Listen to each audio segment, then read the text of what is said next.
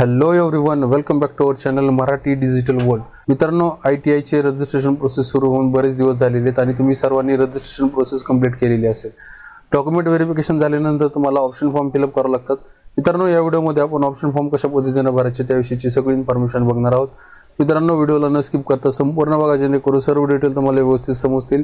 आणि जर तुम्ही चॅनलवरती फर्स्ट टाइम व्हिजिट करत असाल तर नक्की चॅनलला सबस्क्राइब करून बेल आयकॉनला प्रेस करा, म्हणजे भविष्यात येणाऱ्या ॲडमिशन प्रोसेसच्या रिलेटेड येणाऱ्या सगळ्या व्हिडिओचे नोटिफिकेशन तुमच्यापर्यंत पोहोचत राहतील जसंही मी व्हिडिओ अपलोड करेल. So without wasting our time, let get started.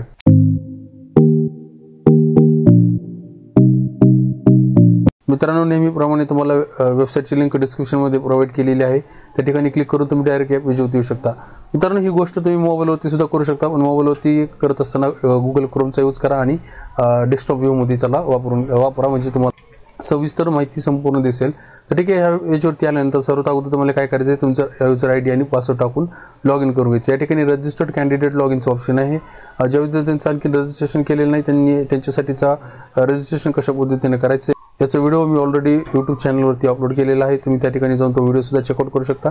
आता ज्यांचा या ठिकाणी रजिस्ट्रेशन प्रोसेस कंप्लीट झालेली त्यांनी रजिस्टर्ड कॅन्डिडेट लॉग इनवरती येऊन क्लिक करायचं आहे. यावरती क्लिक केल्यानंतर तुमचा युजर नेम आणि या ठिकाणी पासवर्ड टाकायचा आहे. त्यानंतर दिलेला कॅप्चा कोड फिलअप करून सिंपली लॉग इन करून घ्यायचं. लॉग इनवरती क्लिक केल्यानंतर तुम्ही तुमच्या डॅशबोर्डवरती याल. या ठिकाणी आल्यानंतर तुम्हाला एकूण 4 स्टेपमध्ये तुमचं रजिस्ट्रेशन प्रोसेस कंप्लीट करायची. यामध्ये तुम्ही स्टेप 1, स्टेप 2, स्टेप 3 म्हणजेच ॲप्लिकेशन फॉर्म कंप्लीट केलेला आहे, ॲप्लिकेशन फीस पेड केलेली आहे आणि ॲप्लिकेशन फॉर्म व्हेरीफाईड केलेला आहे. आता हे जे ग्रीन कलरमध्ये आलेले आहे ते सगळे तुम्ही व्हेरीफाईड केलेलं आहे, म्हणजे तुमचं सगळं जेवढं तुम्हाला ग्रीनमध्ये दिसत आहे ते तुमचं कंप्लीट झालेलं आहे. आणि जे तुमचं या ठिकाणी रेडमध्ये दिसत आहे ते पेंडिंग आहे. या ठिकाणी ऑप्शन फॉर्म स्टेटस पेंडिंग आहे. आपल्याला ऑप्शन फॉर्म फिलअप करण्यासाठी काय करायचं, सिंपली ॲडमिशन ॲक्टिव्हिटीजमध्ये यायचं. या ठिकाणी 2 नंबरचं ऑप्शन आहे, सबमिशन किंवा चेंज ऑप्शन फॉर्म प्रिफरन्स. या ठिकाणी क्लिक करायचं. यावरती क्लिक केलं की तुम्ही एक नवीन पेजवरती आल. या ठिकाणी तुम्हाला कन्फिगरेशन येतं. या ठिकाणी हे कन्फिगरेशन व्यवस्थितरित्या वाचायचं, म्हणजे तुम्हाला याच्यावरून एक आयडिया मिळेल की तुम्हाला कशा पद्धतीने फॉर्म फिलअप करायचा आहे आणि कोणतं ऑप्शन चूज केलं पाहिजे. आता या ठिकाणी लक्षात घ्यायचं, निवडलेल्या व्यवसायासमोर IMC असे नमूद केले असेल तर उमेदवारांना संबंधित संस्थेत IMCच्या नुसारच या ठिकाणी प्रशिक्षण शुल्क भरावं लागणार आहे. म्हणजे ज्या ट्रेडच्या समोर तुम्हाला IMC असं लिहिलेलं पाहायला भेटेल त्याला तुम्हाला जी काही कॉलेजची फीस असेल 20,000 असेल, 30,000 असेल, जी काही फीस असेल ती फी पे करावं लागणार आहे. त्यासाठी तुम्ही ह्या ऑप्शनच्या समोरील जो ट्रेड आहे तो चूज करू नका. ठीक आहे. त्या ठिकाणी आणखीन एक या ठिकाणी आपल्याला कन्फिगरेशन दिलेलं आहे की निवडलेल्या पर्यायासमोर जर ड्युअल ट्रेनिंग सिस्टीम नमूद केलेलं असेल अशा उमेदवारांना अभ्यासक्रमानुसार इंडस्ट्रीमध्ये हजर राहून 6 महिने ऑन जॉब ट्रेनिंग करावी लागणार आहे. तर डबल ट्रेनिंग सिस्टमच्या सुद्धा संदर्भामध्ये या ठिकाणी लिहिलेलं आहे. दोन्ही पर्याय व्यवस्थितरित्या समजून घ्यायचे. त्यानंतर या ठिकाणी ओकेवरती क्लिक करायचं आहे. आता या ठिकाणी आपल्याला स्टेप 1, स्टेप 2 या 2 स्टेपमध्ये आपल्याला प्रिफरन्स या ठिकाणी ऑप्शन जे आहेत ते चूज करायचे आहेत. एकमध्ये आपल्याला ऑप्शन सिलेक्ट करायचे, दुसऱ्यामध्ये प्रिफरन्स आपल्याला सेट करायचं आहे, म्हणजेच प्राधान्यक्रम निवडायचा आहे. या ठिकाणी फर्स्टमध्ये ऑप्शन निवडण्यासाठी या ठिकाणी इन्स्टिट्यूट लेवल या ठिकाणी टाईप करायचं आपल्याला, संस्थेचा प्रकार यामध्ये गव्हर्नमेंट चूज करा. त्यानंतर तुमचा डिस्ट्रिक्ट, तुम्हाला ज्या डिस्ट्रिक्टमध्ये तुम्हाला कॉलेज चूज करायचं असेल तो डिस्ट्रिक्ट या ठिकाणी घ्यायचा. त्यानंतर या ठिकाणी तालुका तुम्हाला चूज करायचा आहे, ज्या तालुक्यामध्ये तुमचं कॉलेज तुम्हाला घ्यायचं आहे. त्यानंतर या ठिकाणी इन्स्टिट्यूट निवडायचं आहे. त्यानंतर सिंपली सर्चवरती क्लिक करायचं. या ठिकाणी तुम्हाला त्या इन्स्टिट्यूटला अवेलेबल असणारे सर्व ट्रेड या ठिकाणी प्रोव्हाइड केले जातील. तर मग अशी जसं मी तुम्हाला सांगितलं होतं की या ठिकाणी बघा फिटर समोर IMC आहे, तर IMC साठी 25,000 रुपये फीस आहे.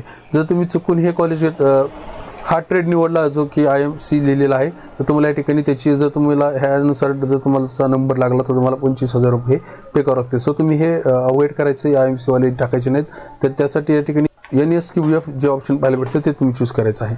त्या ठिकाणी तुम्हाला जे ट्रेड चूज करायचे त्यासमोरील ॲड टू प्रिफरन्स लिस्ट या ऑप्शनवरती सिंपली क्लिक करत चालायचं.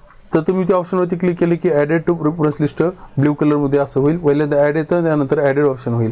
तर अशा पद्धतीने तुम्हाला हवे असणारे सर्व लिस्ट या ठिकाणी जे कॉलेजेस आहेत ते तुम्ही ॲड करून घ्यायचे, ट्रेड ॲड करून घ्यायचे. तर एका कॉलेजमध्ये एकूण तुम्ही जेवढे असतील तेवढे सुद्धा घेऊ शकता, तुम्हाला जे हवे असतील ते घेऊ शकता. मी एकूण 3 घेतलेले आहेत. त्यानंतर तुम्हाला कॉलेज चेंज करण्यासाठी परत एकदा या ठिकाणी जिल्हा निवडायचा आहे, तालुका निवडायचा आहे आणि इन्स्टिट्यूट निवडून सर्चवरती क्लिक करायचं आहे. सर्चवरती क्लिक केल्यानंतर तुमच्यासमोर त्या कॉलेजचं निवडलेल्या कॉलेजची लिस्ट येईल. त्यामध्ये सुद्धा तुम्हाला जे कॉलेज या ठिकाणी ॲड करायचे ते अशा पद्धतीने या ठिकाणी ॲड करून घ्या. जे ट्रेड तुम्हाला ॲड करायचे ते ट्रेड तुम्ही या ठिकाणी सर्व ॲड करून घ्यायचे.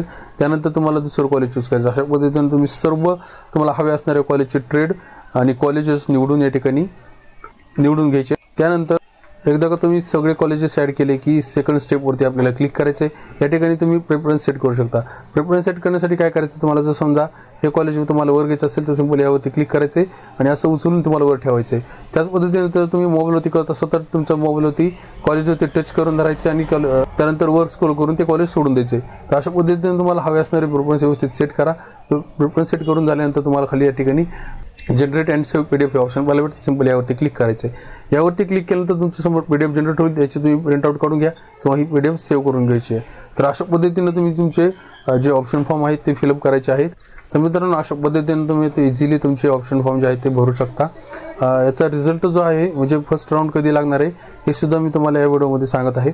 आणि जर तुम्हाला काही आताच्या दिलेल्या माहितीबद्दल किंवा कुठल्याही बद्दल काही डाऊट असतील तर तुम्ही मला नक्की कमेंट सेक्शनमध्ये विचारू शकता। नक्की तुमच्या कमेंटला मी रिप्लाय करण्याचा 100% प्रयत्न करेल। तर ठीक आहे, आपल्याला आता फर्स्ट राऊंडसाठीचं जे अलॉटमेंट लिस्ट आहे ही कधी लागेल याच्याविषयीची सुद्धा थोडक्यात माहिती तुम्हाला एक ठिकाणी सांगत आहे। या ठिकाणी पहिल्या प्रवेश फेरीसाठी जे ऑप्शन फॉर्म निवडायचे आहेत ते आपल्याला 27 जूनपर्यंत या ठिकाणी टाईम प्रोव्हाइड करण्यात आलेला आहे। त्यानंतर या ठिकाणी प्राथमिक गुणवत्ता यादी म्हणजेच प्रोव्हिजनल मेरिट लिस्ट 30 जूनला आपल्याला या ठिकाणी पाहायला भेटेल। त्यानंतर जे फायनल मेरिट लिस्ट आहे ती 3 जुलैला आपल्याला सायंकाळी 5 वाजता पाहायला भेटेल आणि पहिली प्रवेश फेरी जी आहे ती 9 जुलैला 5:30 वाजेच्या आसपास आपल्याला या ठिकाणी पहिली फेरी जी आहे ती पाहायला भेटणार आहे। मित्रांनो जी पहिली फेरी आहे म्हणजे फर्स्ट राऊंडसाठी जी अलॉटमेंट लिस्ट आहे ह्याची तुम्हाला जर कॉलेज अलॉट झालं तर तुम्हाला SMS द्वारे सुद्धा कळवण्यात येईल। त्याचबरोबर जी वेबसाईट आहे तुमच्या लॉग इनमध्ये सुद्धा कळवण्यात जाईल। अलॉटमेंट लिस्ट कशा पद्धतीने बघायची, त्यानंतरची प्रोसेस काय असणार आहे याविषयीचे डेडिकेटेड व्हिडिओ ज्यावेळेस या ठिकाणी कॉलेज अलॉट होतील, ज्यावेळेस 9 तारखेला सायंकाळी 5 वाजता ही लिस्ट लागेल त्यावेळेस नक्की मी आपल्या चॅनलवरती याच्या रिलेटेड माहिती तुमच्यापर्यंत पोहोचवण्याचा प्रयत्न करेल। त्याचबरोबर या ठिकाणी त्याच्या पुढची जी प्रोसेस असते 10 तारखेपासून ते 15 तारखेपर्यंत तुम्हाला ॲडमिशन प्रोसेस ही कंप्लीट करावी लागते। त्यानंतर दुसरी प्रवेश फेरी जी आहे ती 10 तारखेपासून 15 तारखेपर्यंत त्याचे फॉर्म फिलअप करायचे आहेत। त्यानंतर या ठिकाणी दुसऱ्या फेरीचं जे अलॉटमेंट लिस्ट आहे ती 22 तारखेला तुम्हाला पाहायला भेटणार आहे। त्यानंतर या ठिकाणी तिसरी फेरी असेल, एकूण या ठिकाणी आपल्याला 4 फेऱ्या दिलेल्या आहेत आणि 5वी फेरी जी असते ती या ठिकाणी स्पॉट ॲडमिशन असते। तर एकूण फेरी संदर्भामध्ये त्याचबरोबर जे इम्पॉर्टंट शेड्यूल आहे याच्या रिलेटेड जर तुम्हाला काही माहिती हवी असेल तर नक्की तुम्ही मला कमेंट सेक्शनमध्ये विचारा। याच्यावरती मी डेडिकेटेड व्हिडिओ बनवेल आणि तो आपल्या चॅनलवरती अपलोड करेल। मित्रांनो तुम्हाला विनंती आहे चॅनलला सबस्क्राईब करून ठेवा म्हणजे येणाऱ्या ॲडमिशन प्रोसेसच्या रिलेटेड सगळे व्हिडिओ तुमच्यापर्यंत पोहोचत राहतील। तर ठीक आहे मित्रांनो, आशा करतो दिलेली माहिती तुम्हाला व्यवस्थित आवडली असेल। काही डाऊट असतील तर तुम्ही मला कमेंट सेक्शनमध्ये विचारू शकता, नक्की तुमच्या कमेंटला रिप्लाय केला जाईल। त्याचबरोबर हा व्हिडिओ तुमच्या मित्रमैत्रिणीपर्यंत शेअर करा म्हणजे ही इम्पॉर्टंट इन्फॉर्मेशन सर्वांपर्यंत पोहोचेल। भेटूयात अशाच काही नवीन नॉलेजेबल व्हिडिओमध्ये, तोपर्यंत जय हिंद जय महाराष्ट्र।